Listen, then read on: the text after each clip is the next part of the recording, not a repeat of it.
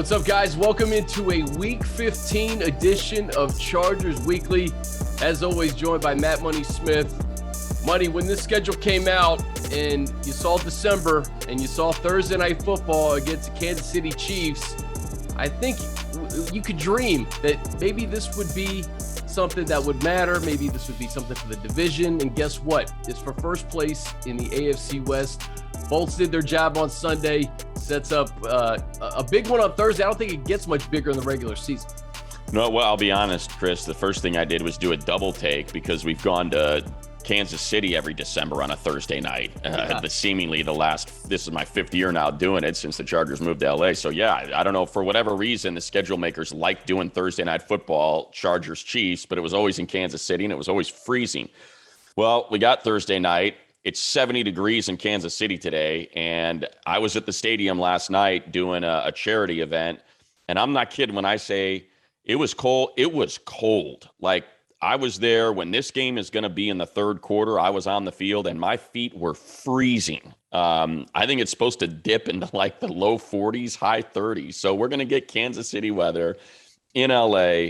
I think the first thing we got to get out of the way is just what an incredible shame it is that we are not going to have these two teams at full strength, that arguably two of the best players, one on each team, Rashawn Slater, the left tackle, and Chris Jones, the defensive tackle, are not going to be part of this game. And man, it just sucks. I wish we could have these teams at full strength to, get the second chapter of what I think is going to be a three-chapter affair. I truly do. I believe these two teams will see each other again in the playoffs. And like you said, you cannot get better than having meaningful December football, especially in your division, especially against the team that has dominated this conference the last 3 years.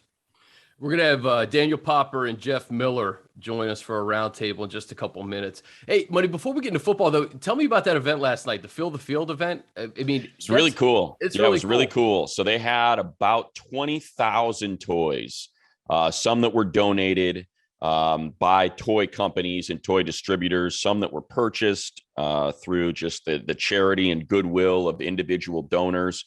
It's run by a foundation called Trina's Kids. I met Vince and Carla, the couple that run it. I named it after his mother who passed away to honor her. Helps out disadvantaged kids in the greater Los Angeles area. And so they filled all of SoFi Field with toys. Like, the entire field is just covered in toys. And then they brought in at the end of it all. So we're hosting it, interviewing a lot of folks that were affiliated with the project, talking to them about how it came together. And, the highlight, the moment of the evening is, you have all these kids that come up from Midnight Mission and Home Light that have no idea what's going on. The curtain opens and they get to run on the field and grab a bunch of toys for the holiday season. So yeah, it was awesome. It was really cool to be part of that. It's amazing, man. It's just so cool because, the Chargers play Sunday, they play Thursday, but in between, it's what really matters, man. Yeah. Getting kids an opportunity to get some toys during the holidays. It's very cool. Yeah. So real quick before we bring in Popper and Jeff, I just want to get your reaction to the throw. It's your call is going viral. DJ saying it's the best throw he's ever seen, has gone viral. What was that moment like for you guys in the booth? I mean, I think you heard it, right? It's obviously it's not scripted. You're just describing what you see in front of you. And, I think I said it twice. I said, it makes no sense. I said, that throw makes no sense. It just doesn't. And I think it's so funny. Like, I don't know why people just don't want to celebrate something. They just got to try to tear it down. And DJ's taking a ton of incoming. Like, that's not the best throw you've ever seen. And he's like, well, it's me. I get to tell you what the best throw I've ever seen is. You don't get to tell me what the best throw I've ever seen is. It may not be the best throw you've ever seen, but I think, and like, I don't know what the heck's going on with Orlovsky these days. Why do we got to compare Burrow and Herbert? Why do we have to do that? Well, and then I don't know if you saw him come back and he posted a throw of Matthew Stafford. There was a beautiful throw in the Cardinals game, and he said, this is every bit as good. Well, number one, no, it's not. It wasn't. No. Number one, no, it's not. And that's the thing that I was trying to allude to when I said there's one quarterback in the NFL that can do that, and he's on the field right now in front of us. The minimal effort that Herbert has to put into a throw like that is unlike anyone else in the league. It's not the flick of a wrist. Setting his feet and stopping on a dime, having the athleticism to stop on a dime, to reset his feet real quick and have the arms back.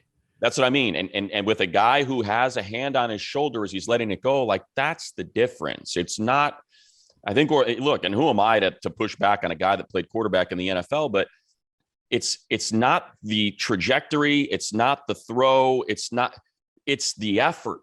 That's what looks so different, is he makes it look so much easier than anyone else in the NFL. And to have a pinpoint throw that has to be pinpoint because Guyton's splitting safeties, that's dropped in the bucket, for someone who's had a little bit of issues with drops this year. So now this has to be a perfect pass. Everything was perfect from Herbert's standpoint. He's got a giant linebacker bearing down on him who makes contact the split second before he throws. There's so much that went into it. And I don't get why it just can't be celebrated. It's why I hate Twitter. It's why I spend all my time on Instagram now, because I can still see all the stuff I want to see and get all the info I can get. The whole Twitter thing of there's nothing that's ever been good in the history of the world just drives me crazy. It's actually mind-boggling, man, that we have to pin Burrow and Herbert against each other. I love them both. I was cheering. Even though a Bengals win would not benefit the Chargers, as they're fighting for wild card spots. Maybe I love watching Joe Burrow. I do. I openly root for him. I love the way that guy plays football, and I can separate success of the Chargers versus success of the Bengals by enjoying that guy play football. And he did play a hell of a game, and he didn't get help from his receivers and his backs in that game against the Chargers. And he toughed it out with a broken pig, and it was awesome. And I want to celebrate that because it was an awesome effort, and it was a great game played by him. But the idea that somehow you've got to pit these two dudes against this guy, and what about Stafford's arm, and what about Patrick Mahomes? Whatever, just enjoy it, man. Enjoy that throw because it's the throw of the year, and I don't think anything's going to touch it. That's my opinion. I'm entitled to it, and I'm sticking with it. And if it wasn't Giants Chargers in the late window and Fox, maybe it'd get even more run than it has. But I mean, it's, I don't know. Let's focus on the Chiefs. Exactly. Popper, much more important. Popper and Jeff going to join us. First, buddy, a quick interview with Corey Linsley, the Walter Payton Man of the Year. An awesome dude, an awesome player, and what he and his wife Anna are doing with Casa is just remarkable. Well, it's perhaps the most prestigious award that the NFL gives out, the Walter Payton Man of the Year Award presented by Nationwide. And I'm pleased to be joined by the Chargers nominee, center Corey Linsley. Corey, congratulations. You've done incredible work in Green Bay. You've carried it over to Los Angeles. Let's just start with this for listeners and viewers who don't know what CASA is. Why don't you explain what CASA is? Yeah, I appreciate that. So CASA is an acronym. It stands for Court Appointed Special Advocate. And basically what happens, so if a child or children enter the Child Protective Services program and they're removed from their home, the judge can appoint a special advocate, which is where the acronym comes from. And basically you're there to support, mentor, and be the voice for the child. So, for instance, my wife and I, we had our case. It was a pair of twins and their younger brother. And we would hang out with them once a week. And because they were below, the age kind of varies, but below a certain age in the court system, a child can't testify for themselves in open court to basically say how they're doing, how they like their home, how the situation is. So what you do as an advocate is you're meeting with them once a week, and then you write a report to the judge, basically being the voice for the child. And that's kind of that's where the tagline comes from, is you literally are their voice in the court system. So it has a huge impact on these children, and we're thankful to be a part of it. Hey, Corey, you're no stranger to being nominated for this award. You're nominated for this award in Green Bay. Why was it important for you and Anna to continue this work in Los Angeles? And I know you don't do it alone. So just speak to the partnership with Anna. I know she's just as involved. Yeah, we just felt so strongly about it. We both were approached by Kristen Jacobs, who's the executive director up in Brown County, which is where Green Bay is. And, we went through the training to become advocates, obviously became advocates, had our case. She had two up in Wisconsin. And we were just so inspired and kind of surprised by this whole area of life that we were very fortunate enough to not grow up in. And the testimonies given by the advocates, by the social workers, by everybody involved in CASA, we were, again, so inspired by that we felt like it was the right thing to do to continue our work when moving to LA. And so we're thankful to be in this position to even, be a part of it, let alone, contribute in the way that we can. I'm not sure if you're aware of this or not, but there are 5 Ohio State Buckeyes nominated for this award this year. That doesn't seem like it's a coincidence. Did you have that spirit of giving back in Columbus and even maybe before that? Yeah, I felt like at Ohio State, Woody Hayes, the old coach back in the 60s, and, he had, I'm not sure if he has the trademark or whatever on it, but his whole thing off the field was paying it forward. It's hard to give back and truly pay back, so it's all about paying it forward to either the next generation or the people who are less fortunate. And I felt like, my entire time at Ohio State between Coach Tressel and Coach Meyer, that was always a theme whether it was going to visit the cancer patients at the Wexner Medical Center at Ohio State, whether it was involvement in 2nd and 7 at Ohio State that helps kids, fight illiteracy in the Columbus area by reading to second graders.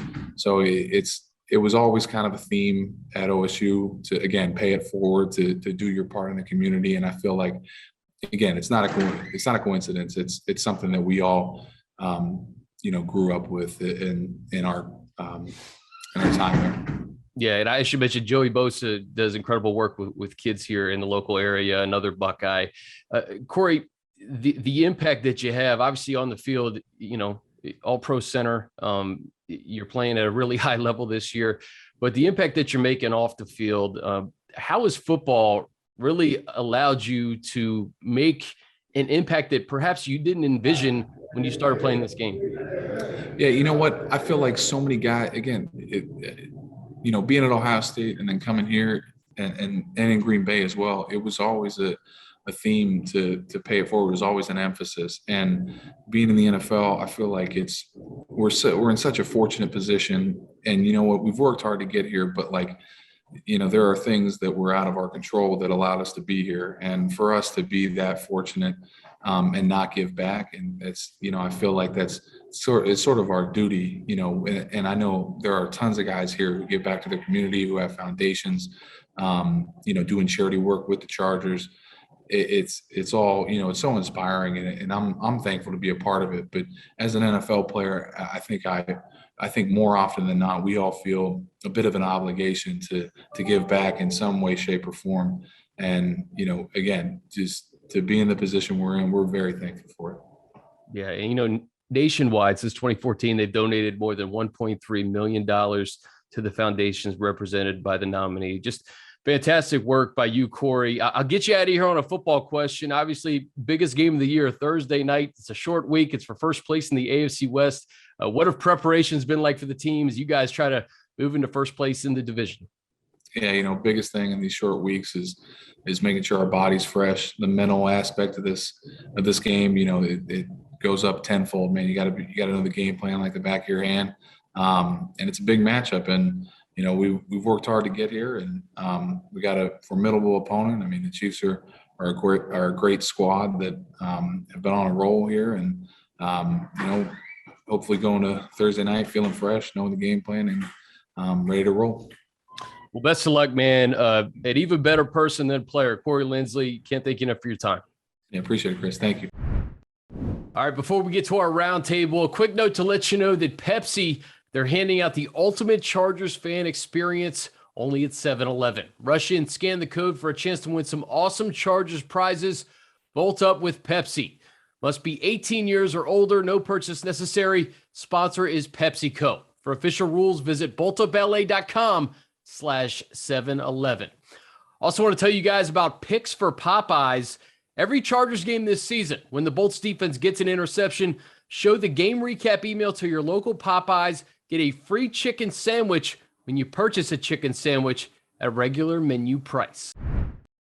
All right, Money, no outside guests this week. We're bringing in the experts, Daniel Popper, Jeff Miller, joining us for a Beat Writers Roundtable. And Popper, I guess let's just start with you, bud. This game, Money and I were just talking about it. You circle it when the schedule comes out, and you never really know what the stakes are going to be. Man, it doesn't get much bigger than this. Chargers took care of business against the Bengals and Giants, set this up for first place in the division. Yeah, I think, before the season, after Justin had his rookie year, everyone's talking about the Mahomes-Herbert rivalry and it getting going. Like, this is the start of that. Like, when everyone was talking about the Herbert-Mahomes rivalry, this is what you pictured. December football, prime time, division on the line. And so if you're a football fan, if you love football, then you have to be over the moon excited about this matchup on Thursday night. Money, it's a round table, Jeff. It's a round table, so it goes around. Picture it, Jeff. It's not a crisscross table. Circle. Okay? It's a diagonal table. It's a round table. I was just trying to come to terms with Pop using the term "over the moon," which is like for my generation. Yeah, that's an old-timey term. You never know what you're going to get from me. Pop's an old soul, Jeff. I'll dive deep into the bag. That's a deep one. There's no question. And I have to admit that Pop's right. Yeah, this was, Chris, you're right. You circle these games, some of these games, and this was certainly one of them. And it's everything that the NFL would have wanted, everything that Charger fans could have asked for, other than being ahead of the Chiefs right now, is the fact that it's right there for them to take, and they can take the division if they win this game Thursday. They've got 3 games to go, and they're in a great spot. So it should be a great game. Hopefully everybody makes it to the starting line. We're seeing what's happening around the league, and I think everybody's just waiting for the next round of tests and what's gonna happen. But hopefully we get to Thursday and everybody's good to go. At least the guys that we know are good to go right now, and we have a great game, because it's certainly set up that way. Yeah, I would just add real quick, Chris, I've been doing interviews, a handful of interviews this week, and I had one that asked the question of, what I'm really looking at is whether or not Herbert's up for the bright lights. This is a young player, and I just said, have you not watched Herbert this year? He plays his best football in prime time. Like, he might be, I think since he came in the league, he might be the best primetime quarterback in the NFL. You could probably make that case. Spotlight too big for number 10. Exactly. I'm like, yeah, no, this works out for him. This seems to be something he enjoys quite a bit. That's a good point. Guys, Jeff, you alluded to it, the COVID situation around the NFL, man, it's kind of alarming right now.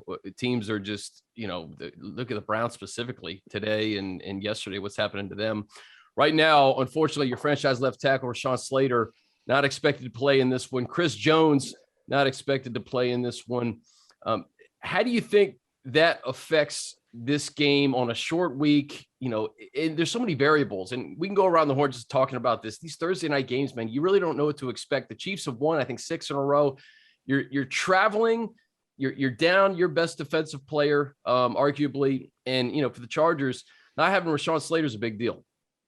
That's a huge deal. And I think what we're going to see probably is some of that Justin getting rid of the ball quick, that stuff where you try to eliminate, you try to take the pass rush out by just not giving them time to get to them. And they're going to have to give Trey as much help as they can. There's no doubt about that. I mean, whether it's McKitty or whether it's bringing in an extra lineman, I mean, they're going to have to do that stuff. And I don't know that we're going to see one of these great or multiple 50-yard bombs like we've seen the last few weeks from Justin, because he's just not going to have time. And I think what I suspect they'll do is they'll get rid of the ball quick. They'll get him on the move out of the pocket some. We've seen him do that well, and that can buy him some time too. But they're going to have to adjust. There's no doubt about it. I mean, Rashawn not being in there is a big loss. And then let's face it, Trey has not played well when he's been in there. They tried to use him as an extra blocker this year, and he couldn't hold that job. So it's a huge adjustment, and we'll just have to see what the Chargers do. But I suspect those are some things we'll probably see on Thursday. Pop. Yeah. The one thing I keep going back to is like how game script is going to be really important. Like, the Chargers cannot afford to fall behind in this game and get into known passing situations where the pass rushers can pin their ears back. Like, if you go down 2 scores, you go down 17 points, all of a sudden you can't max protect. You can't get into your play action bag with the bootleg, especially if it's later in the game.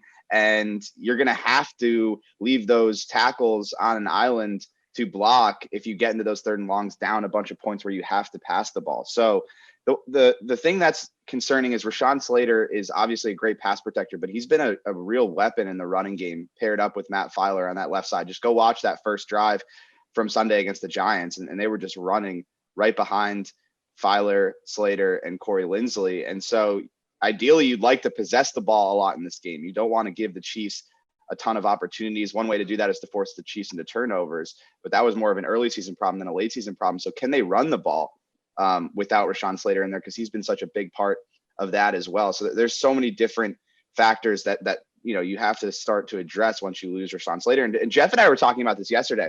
Like, if you were to rank the players that the Chargers could least afford to lose for a game, obviously number 1 is Justin Herbert, but I would argue Rashawn Slater is number 2 considering what he's meant to this team this year.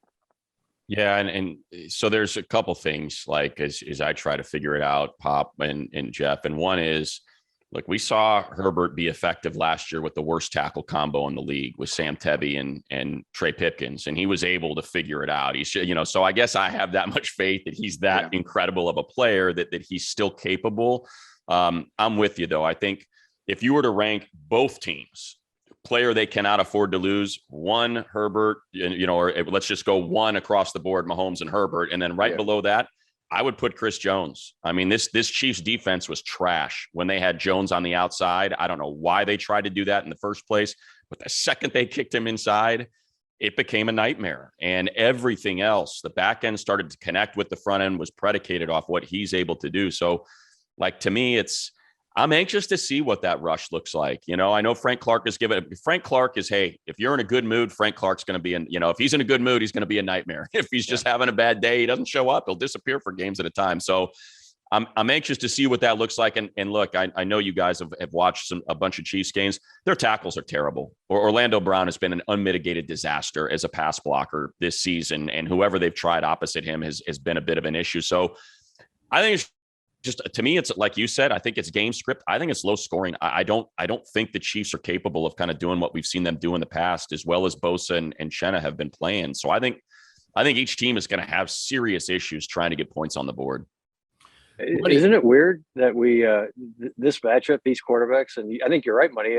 I was trying to figure out how am I going to predict this, and I think it has a chance to be a low scoring game, which seems really strange. The Chiefs have allowed 9 points in each of their last 3 games. I mean, I will say this, their defense is markedly better than it was in week 3. And Pop, you bring up a good point about running the football. And Money, I'll start with you because you and I have talked about this running back 2 situation all year. And Sunday was the first game where we really saw real good balance and all 3 guys get involved in the running game. Can you do that, though, against the Chiefs and do it? Because, I mean, I guess the identity of this team all year has been just throwing the football, right? The Giants are not a good football team. Their defense was not good. They could be run on. Do you think you can run without Rashawn Slater and chew up clock, like Popper said, time of possession? Because I think time of possession will be big. I mean, I wish I could say yes. I think it's going to be incredibly difficult. Yeah. One of the things that I don't know why it took me so long to figure it out, probably because I'm not very smart, but I said, what's happening with this lack of running back too is, Austin Eckler, and I don't remember if I brought this up here, or if it was on the radio show or when I did, but so the problem with Eckler is your running back 1 is he refuses to go down. He does not go down on first contact. So unlike other running backs that do, he's taken 50% more hits on any of his carries than a lot of other guys. And he's not the biggest guy. So now that starts to compound itself by the end of the game. And because they have not been real effective running the ball, he's getting contact right away. Those holes just have not been sprung open for him this year, unless, like Popper was saying, you're running behind Slater, Filer, Linsley combo. So now that that's not there, I think he's taken more of a beating. He's on a bad ankle. And then you factor in that we just really, we saw it in just a couple flashes with Josh Kelly and Justin Jackson last week, but it's very hard for me to say that the Chargers are going to be able to run this ball. I guess the only thing you would hope for is that the Chiefs are so excited and elated about those 2 tackles that they're just pinning their ears back and flying up the field, and you have an opportunity to run right at them and maybe right by him, especially with no Chris Jones out there. But it's going to be difficult. Yeah, the Eckler injury, I think is really big, because even if he is active for this game, it's like, how effective can he be? Like, he's been playing 70% of the snaps in every game. Like, I don't think he can be that guy. And what Money is saying with the running game is really important, but one of their best passing plays this season has been the choice route with Eckler out of the backfield. How good is he on that route with a bad ankle trying to cut to the inside or to the outside? And if you can't push the ball downfield and you're going to the quick game, checking the ball down to Eckler is going to be a big part of that. So one of these running backs has to step up in this game. Like, they're going to have to play a decent amount of snaps, and they're going to have to be productive, not just trying to run the football, but being that passing option, that outlet for Justin Herbert. And, Justin Jackson that is guy, what he Popper. is. You think it's Jackson? It's got to be. Yeah. Justin Jackson is the most reliable guy. Yeah. I know he had that 75-yard run in the Patriots game. He doesn't really give you that explosive element, but he has the patience. He's a good pass protector. You can rely on him on third down. So he has to be the guy. I really thought we'd see more out of Joshua Kelly. And that's been a big disappointment for me, because you just see the explosive element of his game. Like, he had a draw in that game on Sunday where he just exploded up the middle of the field for a 12-yard gain. But every other time he gets the football, it's 1 yard. It's 2 yards. He's getting stuff. Now, some of that was the blocking, and there was penetration on some of those runs, but I've always felt like he has the most juice out of all those three guys that have been fighting for that second running back spot. And I certainly have been disappointed that hasn't, translated into consistent production. Jeff, what do you think, man? Yeah, well, I think last week we saw, Jackson was in there a lot early. I think they're trying to get him going, and I think they know what he's done. We've seen him do this in late season before, emerge and have a big game. We've seen him do it in prime time late in the season. So he's done this, but it's just, we haven't seen it. And then he had, like Pop said, he had that great, 75-yard run that got everybody excited, and then he got hurt right away. So I do think he's the guy that they want to go to, and they're trying to get him going. I think that's what that was last week when he was in there early and often. It's just, I guess the Chargers have to hope that we see it again. What he's done before in these kind of situations, and it's right there in front of him. He's got a chance to do it. And maybe if Eckler isn't 100%, which he's not going to be, but if he's not as close to 100% as we hope he is, or the Chargers hope he is, Jackson's going to get chances, and he's going to have to produce, because they're going to need, the yards, I think, are going to come, are not going to come easy, especially on the ground. Yeah, this is where having Chris, that big back, would be great. They just don't have it. And that's why we got excited when they put Bradwell in there, and then he runs a route and he's asked to pass pro, and that was it. And it's like, well, wait a minute, that's not what we were hoping he was going to do. We want to see if this is a guy that can kind of be that big back that most successful teams have. And they just have not been able to do it this year. But yeah, I think it's, look, when Justin Jackson's been healthy, he's been good. He can't stay healthy. Yeah. Well, let's talk about this Chargers defense. Each of the last 2 weeks, I think combined 18 quarterback hits. Joey got after Mike Glennon. I think he hit him 4 times. And Joey was out in that Bengals game, and Chenna had an awesome game. They were really getting after the quarterback. They're going to have to do that. But I also think, we talk about this run defense, and I think the narrative has flipped a little bit in that regard. The Chiefs, I don't know. Do you guys think it's a coincidence Edwards-Helaire comes back and they start to have, I think their running game has helped them in this 6-game winning streak. And Money, I just wonder, can the Chargers, get enough pressure on Mahomes to force him into mistakes, and force him into the 3 or 4 turnovers that they got in week 3, and B, can they stop the run and avoid this time of possession deficit? Well, I'll start with the force. I don't think you're going to force them into 4 turnovers. That was, but I will say, they forced 6 the last 2 weeks. Yeah. I know that, going into that game, Brandon Staley told us, he's like, look, we feel really good about our game plan. We feel like we found some things. And I think you saw it out there. They did not let him throw on the run to his right.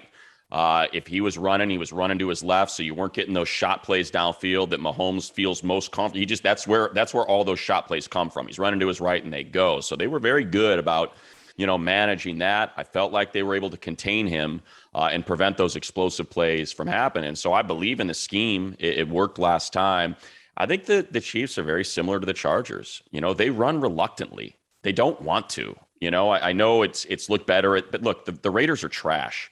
I mean, that defense, like it's just the most baffling thing you've ever seen. The team averages 18 points over the other 4 games on this 6-game win streak. Mahomes got 2 touchdowns and 3 interceptions, and the offense just isn't there. And freaking Gus and the Raiders roll into town playing single high and they get absolutely humiliated. So it's so hard so hard to reconcile. Okay, what is this Chiefs offense now on this 6-game win streak? Because in those 4 games, it still ain't there. The tackles are bad. Mahomes is under pressure. I mean, Orlando Brown, all the Charger fans that were clamoring for that trade, I was like, have you not watched him? He doesn't pass. There's no pass pro. He's in a running offense, and that's great for him. And that's what the Chiefs should be doing, but they're still not doing it. It truly is confounding. Yeah. So the game plan in week 3, I thought the biggest part of that was how disciplined Joey Bosa and Chenna Nwosu were in their pass rush lanes. Yeah. Like they rushed and then they've cut off Mahomes from escaping the pocket. So I don't know if it's going to be a game where they get 5 or 6 sacks, even with the issues you're saying with their pass protection, just because the game plan is going to be do not let him roll out, right, because the priority is no explosive passes. Yeah. And what you're saying is that's where the explosive passes come, is when Mahomes gets outside the pocket. So I think that's going to be a big part of it, is just, okay, stay in your lane, stay disciplined, don't let him escape. The other thing that's interesting is in that game plan, they had Devon Campbell playing in the slot to match up with the speed of Tyreek Hill and Mecole Hardman. Do they do that again? And can they do that again? The only way they can really do that is if they get Asante back, and then they can move Tavon to the inside. Right. But they really need Tavon on the outside if Asante isn't playing. But then you have Chris Harris in the slot, and he's been playing better lately. He's healthier, but at this stage of his career, he doesn't have the speed to match up with Tyreek Hill. So how do they create that advantage in the slot? I think is really interesting, considering the injury to Asante. And Jeff, before you answer, we haven't talked about Derwin James and if he's going to be 100%, if he's going to be ready to go for this game. That is he better be. He better be, because if he's not, that's a problem. That's going to decide a lot. Yeah, I think we all can agree that in Pop's list there of Chargers who are most significant in this game, especially Derwin's right there, right? I mean, with Kelsey and just everything else that he means to the defense. That him not playing would be something that, again, the Chargers would have to really try to scheme and try to disguise that as best they can or overcome that, which is, good luck trying to do that with everything he does. The one thing I would say about Mahomes is, prime time, we all know what happened in that first game. He knows what happened in that first game. So the players like him, they tend to get their revenge in these situations. Yeah. And just like it's there for the Chargers, it's there for the Chiefs. They know if we win this game, man, this division is ours. Like it's our, we got it again if we win this game. So it's just one of those situations. And you get in these types of situations late in the season, man, it's hard to bet against a guy like Mahomes who's done it and he knows what's on the line, and he can just kind of, players like him, players like Herbert, they just kind of can take over games and just kind of will their team to victory. And that's one thing, if I was a Charger fan, I'd be concerned about, is just, Mahomes taking this thing over at the end and winning it for the Chiefs. Fellas, we'll get you out here on this, and Jeff, we'll start with you. Go around the horn. Give me a player to watch on the Chargers and what you think will decide this one on Thursday night. Player to watch. That's a good question. I'm going to go with Keenan Allen. He's back, and if the Chargers, if they go to this quick passing game, if they do some of the stuff we're talking about, Keenan becomes even more important, because that he's a guy who's going to be able to get open, and he doesn't need time. He doesn't need much space to do it.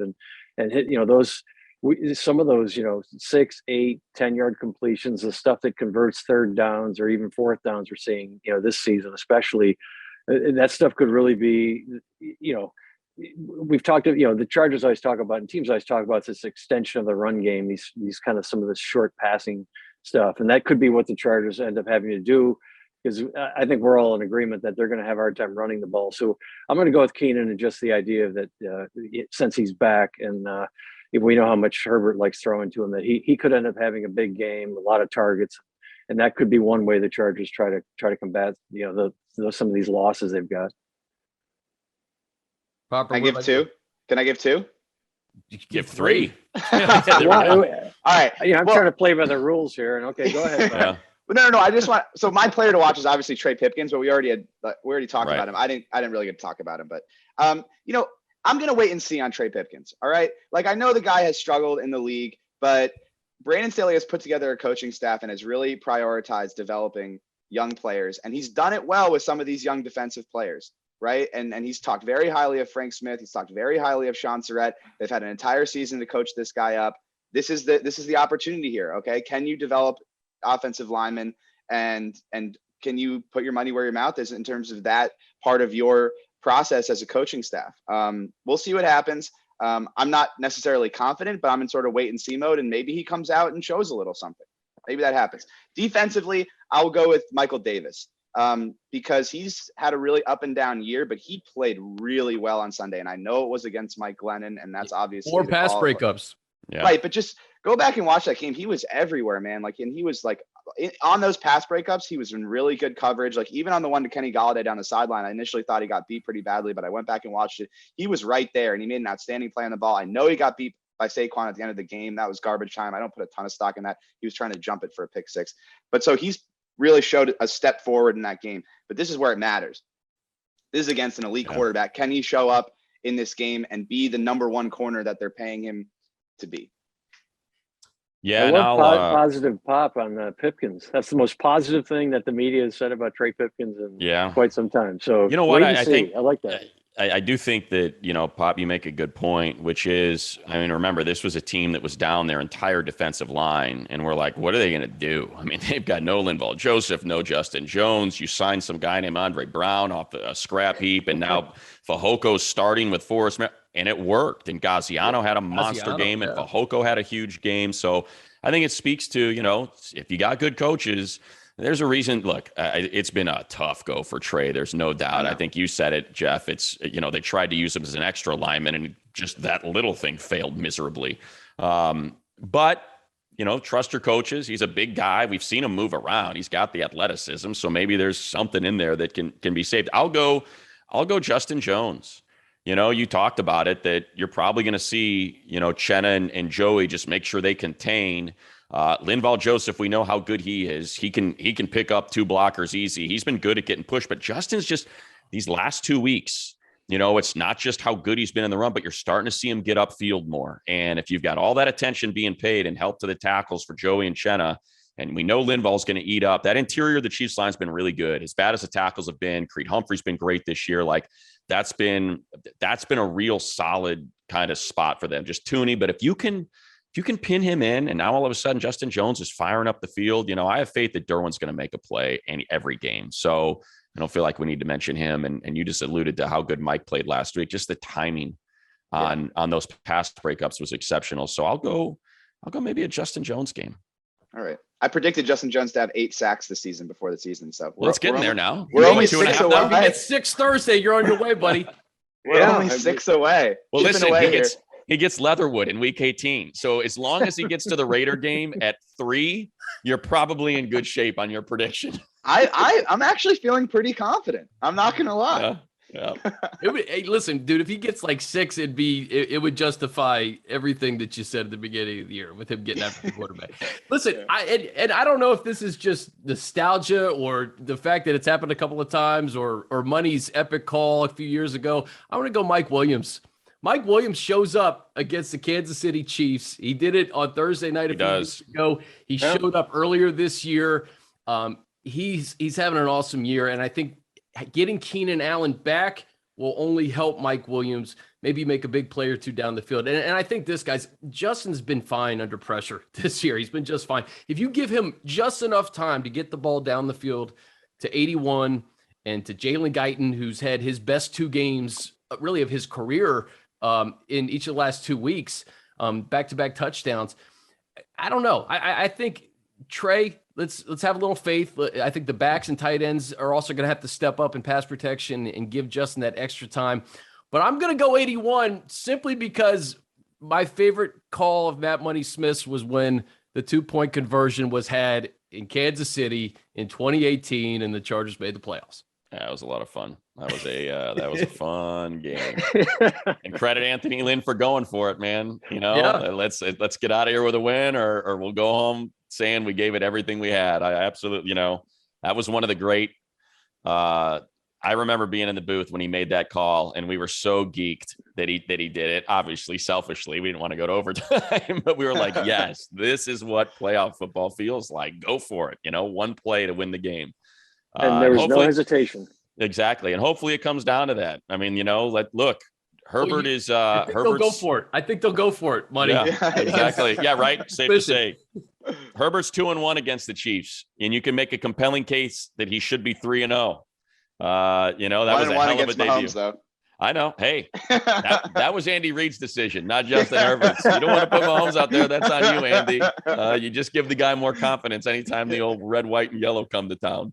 Yeah, and that was Justin Herbert's first ever start, and the Chargers led wire to wire until overtime. Until a 50, what was it? Two back-to-back 56 yarders, 58 yarders. 58, yeah. 50. You know what? Are we going to mention the 4th and 1 punt or no?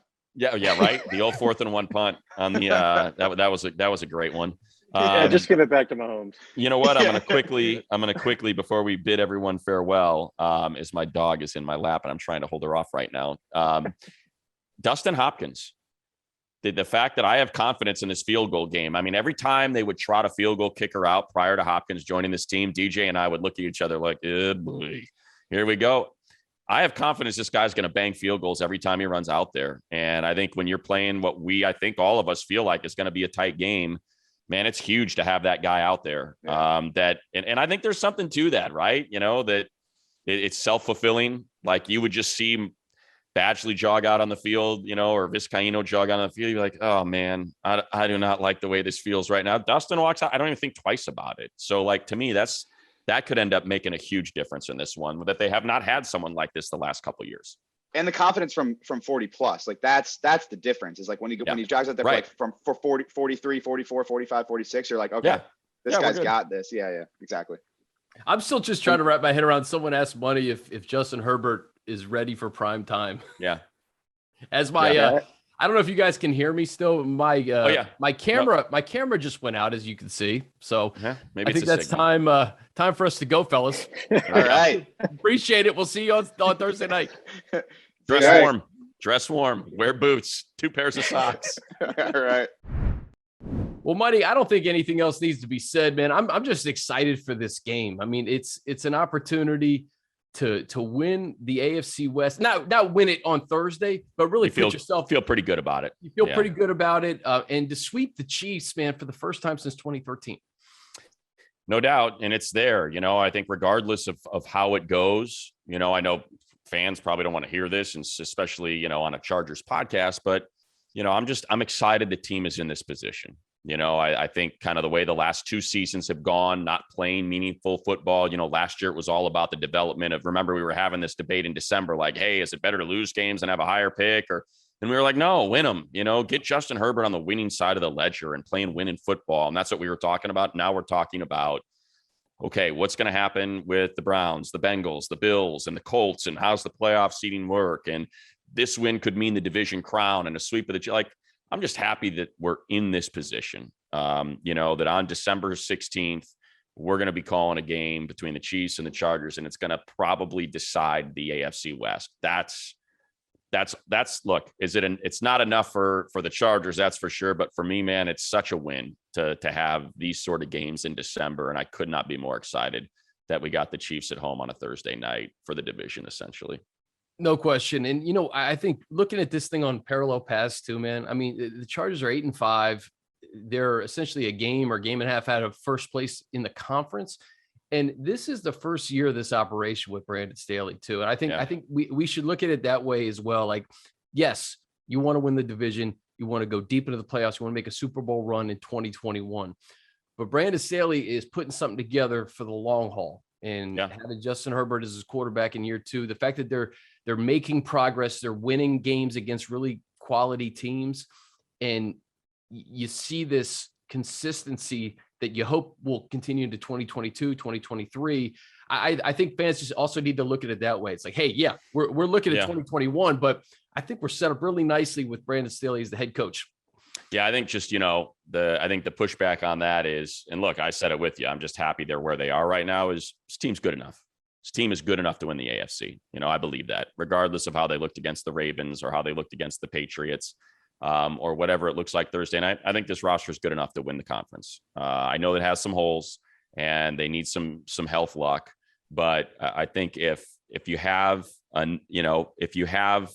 90% of your roster ready to go when the postseason starts, I think you'd feel good about that team that takes the field against whatever opponent they're facing this year in the AFC. The AFC is just wide open. And I think you got to take advantage of those opportunities because, you really did feel like last year or the year before, like, man, the Chiefs look so good. There's just a separation there between that team and that roster and the rest of the league. And does not feel that way this year. And you never know how long that's going to last, considering the Patriots have ascended back to the top of the conference and where they might be at in their future. You really would love to see a team, this team take advantage of that and all the holes that all the other teams in this conference happen to have right now as we're approaching the postseason.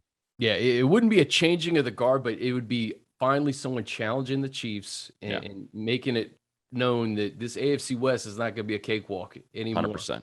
Right? 100%. All right, brother. Love doing this with you. I will Always. see you on Thursday. Be sure to download and subscribe to the Chargers Podcast Network. Big one on Thursday night. Look forward to seeing you guys there.